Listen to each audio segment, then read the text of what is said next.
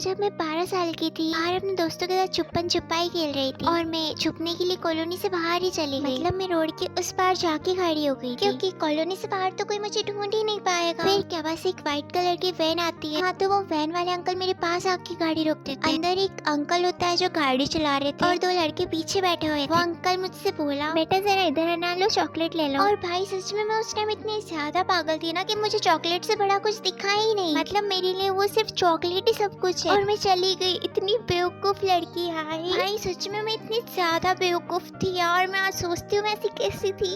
और जैसे ही मैं वैन के पास गई, वैन वाले अंकल मुझे बोले कि आके वैन में बैठ जा, चल घुमा के लाता हूँ। और मैंने उस टाइम घूमना जरूरी समझा। और भाई सच में उस टाइम मुझे किसी ने नहीं समझा रखा था कि ऐसे कोई चॉकलेट दे तो लेनी नहीं है, ये नहीं करना। हाँ, उस टाइम किसी ने मेरे ऊपर इतना ध्यान ही नहीं दिया था क्योंकि ये बात हमेशा उनकी मम्मी सिखाती है। मेरी मम्मी तो मेरे पास थी ही नहीं, तो वो कैसे समझाती मुझे। और जैसे ही मैं वैन में चढ़ रही थी, मुझे उसे वैन में एसी दिखता ही नहीं है। और मैं बोलती हूँ कि अंकल इस गाड़ी में तो एसी है ही नहीं और मैं बिना एसी वाली गाड़ी में नहीं बैठूंगी। वो मुझे किडनैप कर रहे और मैं गाड़ी में एसी ढूंढ रही हूँ। उसके बाद वो दोनों लड़के मुझे खींच के अंदर ले जा रहे होते और उसी टाइम में मौसा जी वहाँ से निकल रहे होते, वो देख लेते तो वो गाड़ी फेंक के आते भाग के मुझे बचाने। फिर वो वैन मुझे छोड़ के निकल गई थी। फिर मेरे मौसा जी मुझे घर में लेके आए। फिर ये कांड सबको बताया और उस दिन से लेकर आज तक मुझे कभी घर से बाहर ही नहीं भेजा क्योंकि अगर मैं गई तो मैं तो किडनैप हो जाऊंगी। उन कुत्ते कमीने किडनैपर्स की वजह से आज मेरी आजादी मुझसे छीनी गई।